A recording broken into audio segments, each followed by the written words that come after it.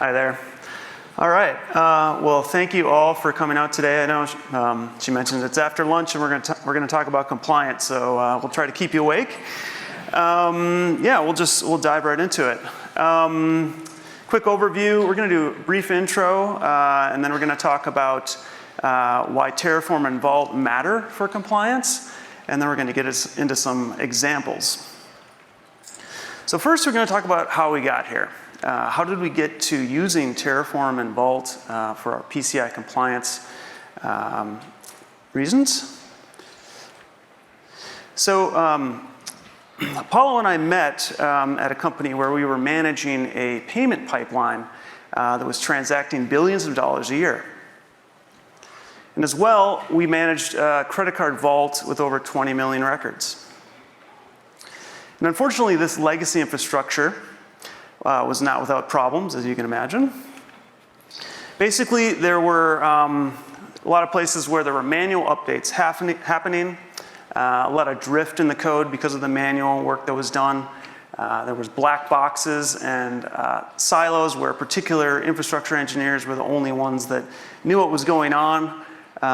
It appeared to us that compliance was kind of an afterthought, and it was also unclear where the PCI scope was around the different systems.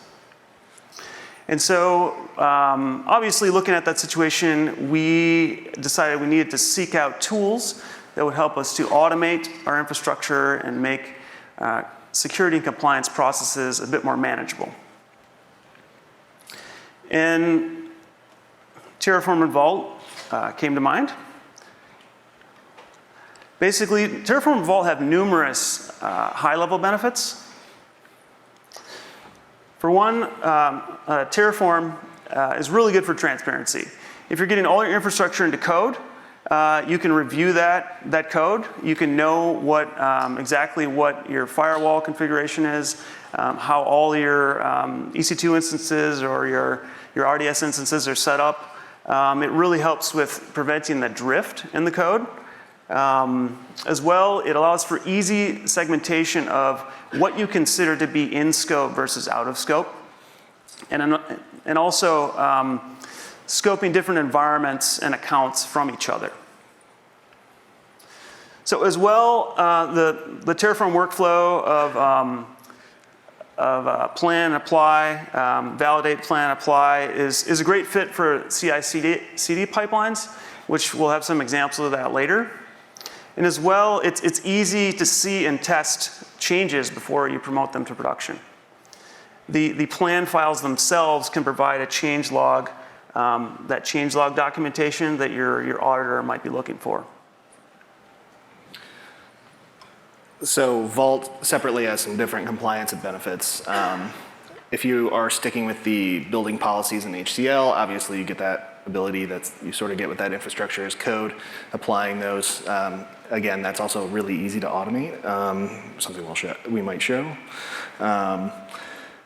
It makes the production security a really highly composable, easy to build system, instead of simply, obviously everyone sort of starts with that shared key that's on every single production server. Obviously you're going to need to move past that when compliance time comes.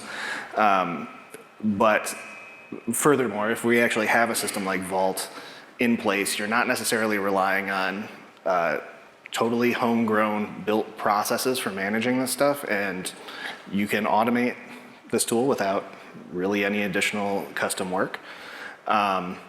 Furthermore, it actually provides really strong encryption as a service. That is pretty inherent in all of what Vault is doing. And another really important point just for compliance is with the policy mapping and all of its auth front ends, you can really map these things together and build a relatively powerful RBAC system that's independent of maybe any particular back-end authentication system that you might need to connect to. Just sort of the auth backends of your LDAPs, basic user password groupings. Then that auths you into Vault, and then you can map that to your secrets backends. but I'm talking about not the KVM ones, but some of the more advanced ones like your database backends, your AWS backends, GCP, Azure, able to sort of regularly generate tokens that are compliant with the policies that you and your auditors have come up with. Specifically, obviously, once you're starting compliance, security is sort of going to come along. You're going to have some increasing security requirements, and some really, really great ones that definitely saved us is obviously you can use built-in key rotation. You can use those functions relatively widely. You could use this relying on sort of their basic vault auto seal key rotation mechanisms. Or you could easily be scripting that stuff to sort of rotate PKI certs and develop new PKI certs, or build new PKI certs, new SSH certs, and automate on top of that. But again, really, really easy to rotate that stuff. In compliance, we definitely have to sort of rekey a lot of our, like in PCI compliance, we have to rekey our credit card vaults annually. With Vault, we can do it much, much faster. We can do it more frequently, but ultimately it saves us a bit. The auto unseal in the cloud feature, great for sort of high security, but gives you that operational compliance to sort of sleep through the night. If Vault just happens to go down, comes back, you don't really lose your secrets for that long. So now, this is something that exists certainly in the Vault Enterprise product, but similarly, you can automate very easily automatic sealing mechanisms that may be triggered off of maybe your SIM, other sort of security log information. You can automatically have your Vault sort of locked down if you need that. And then just the PKI toolchain in Vault is really great. You should all be using it. It's really nice instead of just running OpenSSL scripts all the time. Yeah, great tool. So I think, yeah. But so Terraform Vault helped meet some very, very specific compliance requirements. Now, we might say PCI and we're going to say compliance intermediately or interchangeably, but we don't really mean certain compliance that you might have run into, like Sarbanes-Oxley, which is mostly financial, but this really does apply to PCI, SOC, and any of sort of these compliance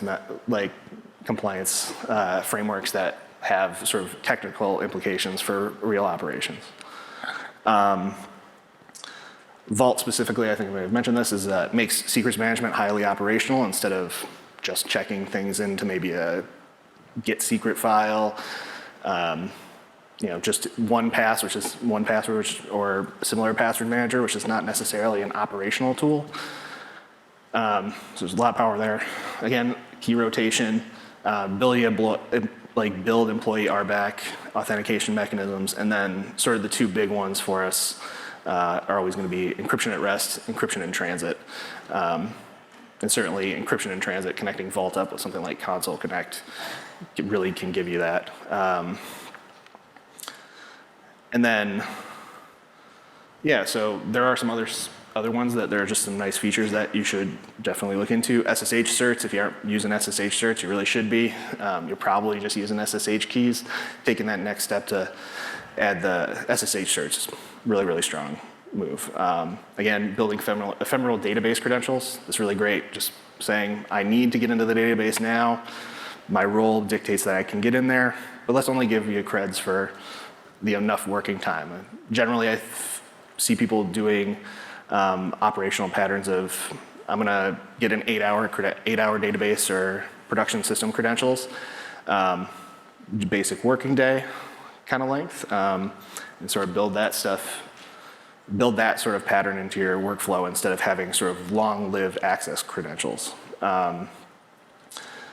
Obviously, actually logging Vault changes with syslog, file, or some of the more advanced ones in the Vault Enterprise. Hooking that thing up to your security systems, anything that your SecOps team might have a SIM, auditing those changes out of there is definitely going to be something that your auditor might want on an annual basis, and you actually might want to be looking for an auditor that's looking for some of that stuff on a more annual basis.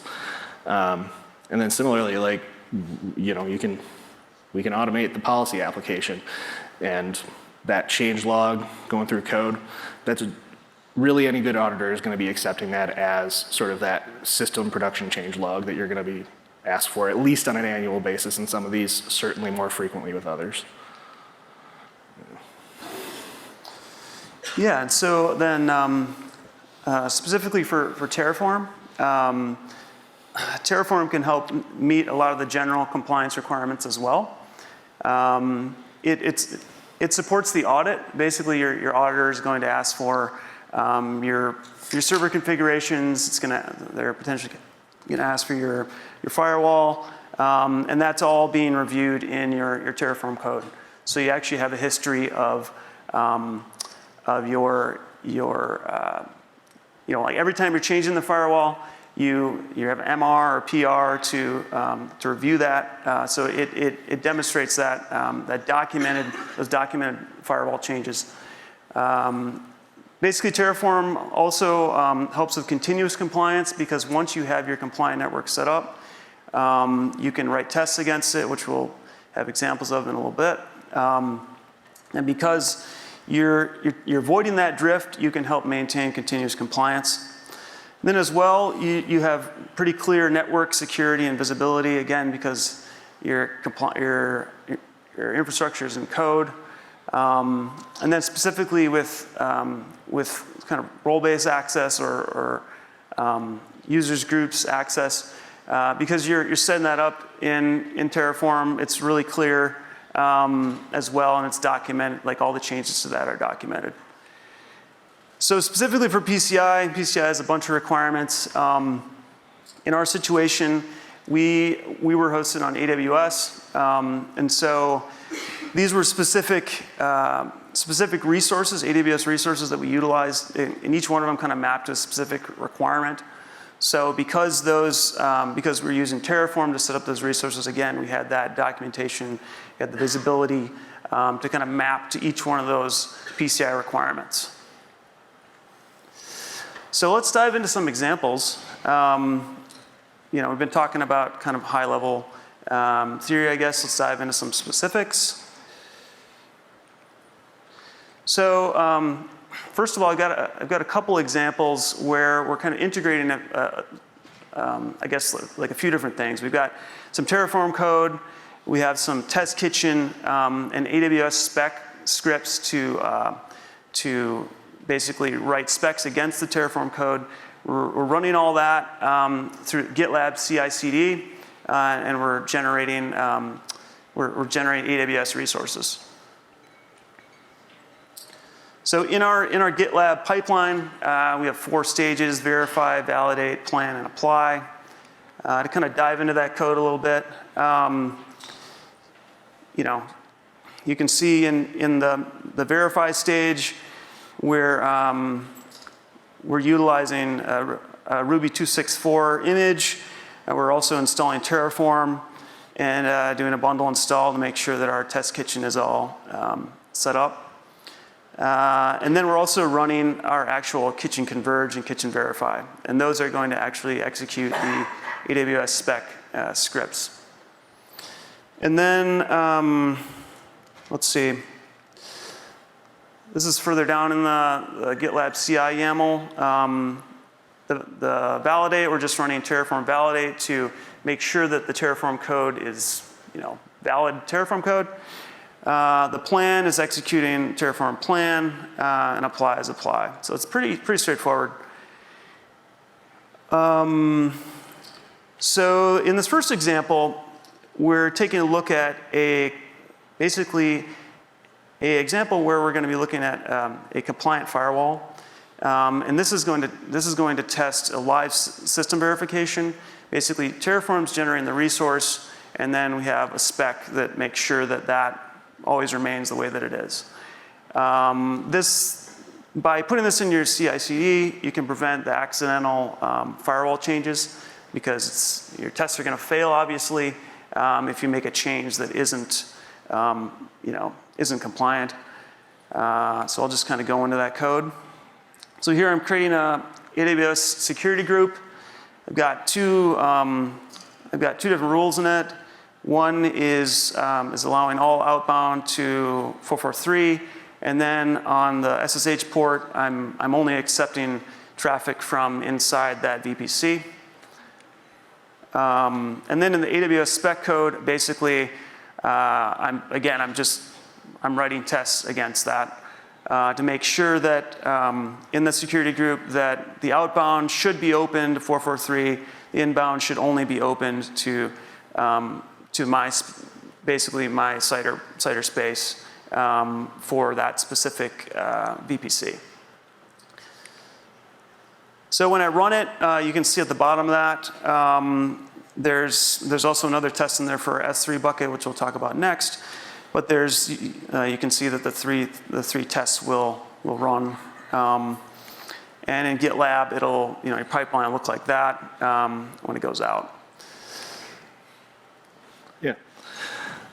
So AWS spec, like some other tools I'll talk about in a minute, you can really run it however you need to. We're ultimately relying on Kitchen Terraform, like sort of a layer under this. Now, you can always sort of write tests in two ways with these sort of systems. You can write them to be running sort of against a live system, as we just did. You can also obviously write the same things to be running in a bootstrap test environment that is reusing your same production code. So that's what we did here. So with the first example, we really just ran tests against what we would expect out of existing live code. We can obviously take that, add a test fixture for Kitchen Terraform to run, so that it actually boots, it actually creates, converges a resource off of what should be reusable module code, which again is a pattern that I would definitely recommend for the ability to test before your code is actually hitting to.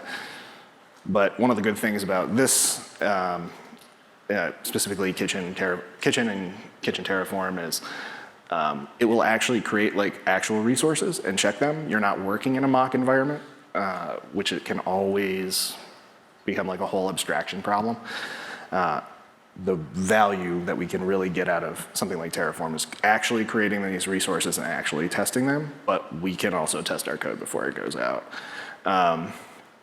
So here we have a pipeline. We know it failed.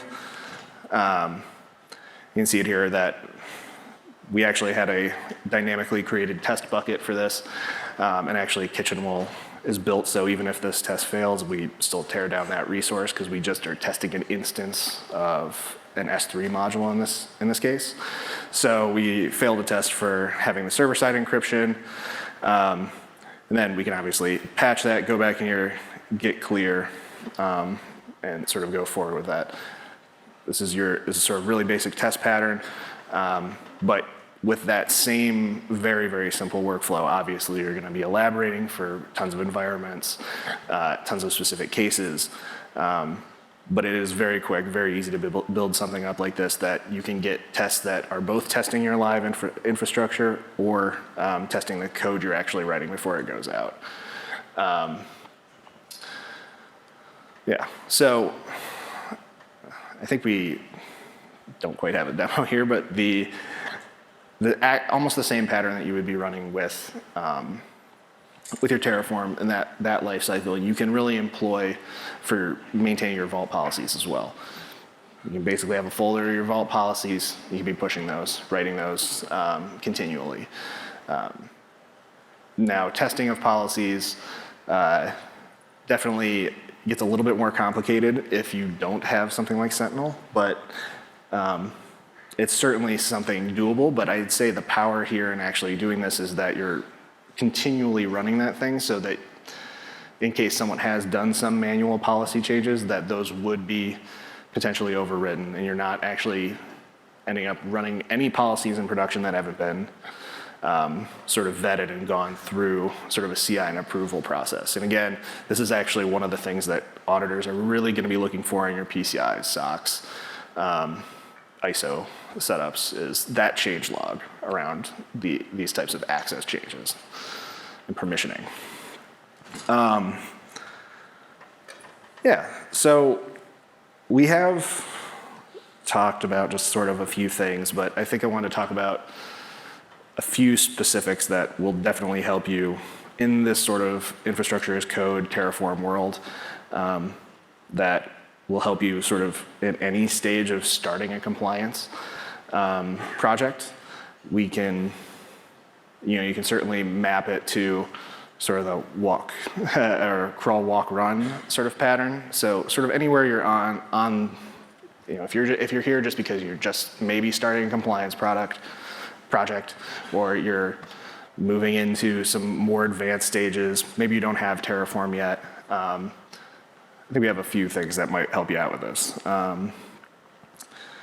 So one of the things is, before we sort of go on, is compliance is not about checking boxes. It is about continually improving your security and your compliance stance. The compliance is going to change.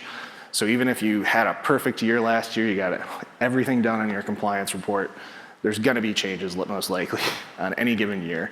And being able to build from that is certainly powerful once you've really gotten stuff going. But also when you're starting, you want to be putting yourself in a position to start that continuous improvement. Taking any big project on like this that actually touches not only how people are using tools, but how the tools are executing. It just becomes more challenging the larger bite you want to take off. So getting yourself in a position to start small and build up, or if you already have a relatively sufficiently sophisticated system, getting that in a position to sort of continually improve is going to help you out as well. And I just want to say about the checkboxes thing is, it actually does matter when you're choosing an auditor. It's pretty much always something you have some level of control over, but you really want to be looking for people that do not just have a one-size-fits-all compliance solution and they're just handing it to you. And especially something you might run into as the more technical individuals involved in the compliance process is, generally when you're getting those types of, you just have to do this stuff, you are not going to be getting an auditor that's going to understand your systems. Like one example that I've seen a lot recently, and I've heard a lot of people talk about, is just the move to Kubernetes, where your auditor is generally just going to understand maybe VMs, but sometimes they aren't even going to be understanding the cloud.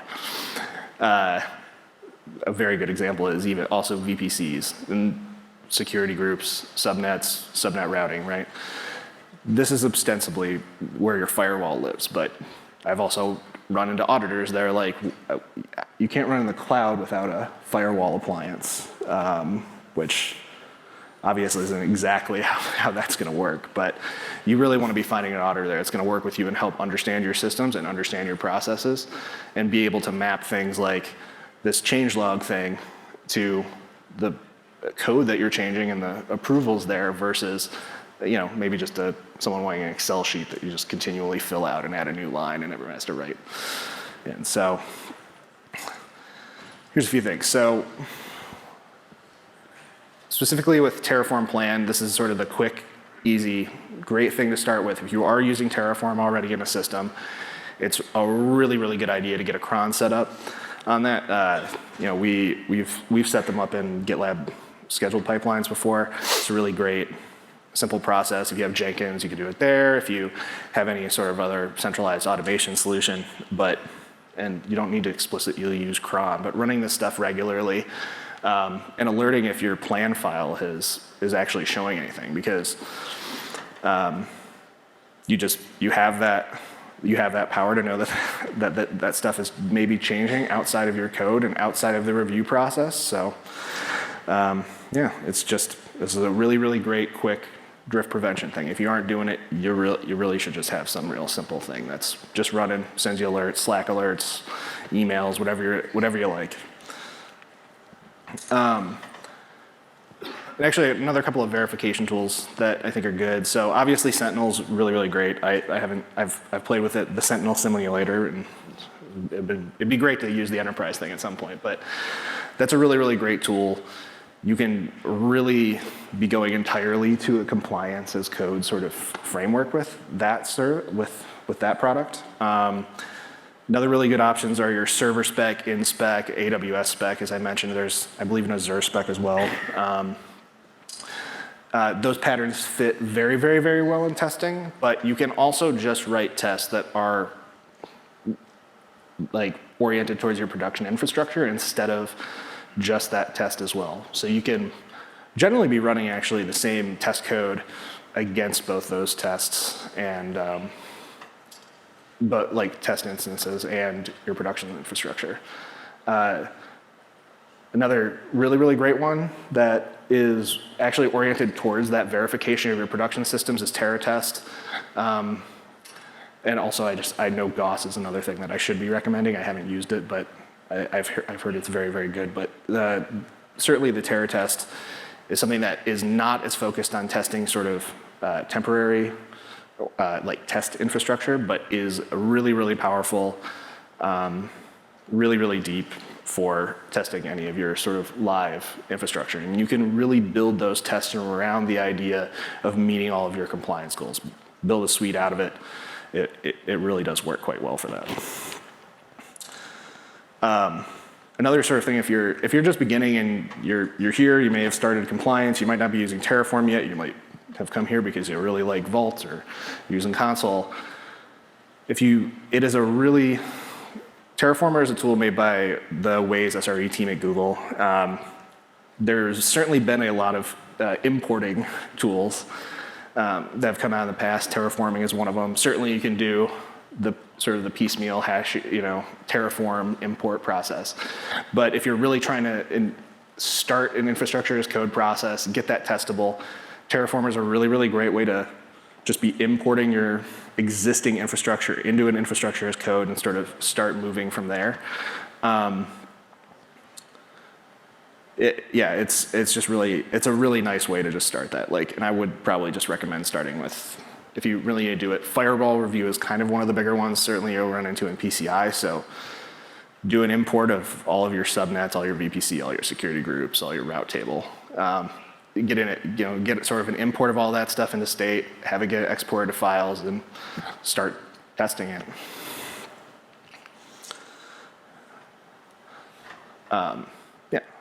So this is where really wrapping up is starting a bit. So Terraform Vault, it's really, really easy to get these tools in and start using any kind of one of the features, any of the things we sort of talked about here, and to just sort of start that. You don't need to go with both of them. You don't need to do both of them at the same time. You don't need to do everything in them. But just starting a process of getting sort of a highly reviewable, compliant infrastructure will save you a lot of time once you're really getting down to those last couple of days. Before your compliance checks come in and stuff. Obviously, these tools also have really, really strong best practices built in. You don't need to, you can be focused on just, the Terraform application, the Terraform lifecycle, workflow. You can, the Vault process is even simplifying a lot of the security things. And that's actually a good point too, is generally I would say everyone in here who is building a compliance system, you should be striving not just to get compliance, but you should be making this a lot easier on your developers and the users who are gonna have to do this. It's not necessarily impossible, but it is something that you should be valuing in it, because the more people dislike being compliant in your system, the harder it will be for you to be compliant. Terraform Vault also, much more Terraform, but it makes it really, really easy to test real systems and actually verify your systems instead of just be doing that sort of test pattern. They're both very, very easy to automate. I'm a huge fan of using CI/CD systems for this. But generally, the more you automate, the less drift you're going to have. And certainly, the more compliant you're going to be in a lot of situations where you're overwriting manual things that people might have done. That's a really big one. And then you can certainly, every time you have one of these things, you can write a test and get regressions in your code every time it runs to make sure that stuff doesn't continue. if you're not going sort of the infrastructure as code, compliance as code route, this just kind of becomes, you really only end up with postmortems. And it's good to not end up with a second one that's the same way.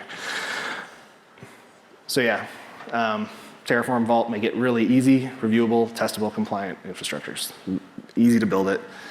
They're a strong platform to start automating your compliance process, and really easy to build them in a way that will continually assure your compliance, your building compliance system. So I think that's it. Thank you all. Talk to us after.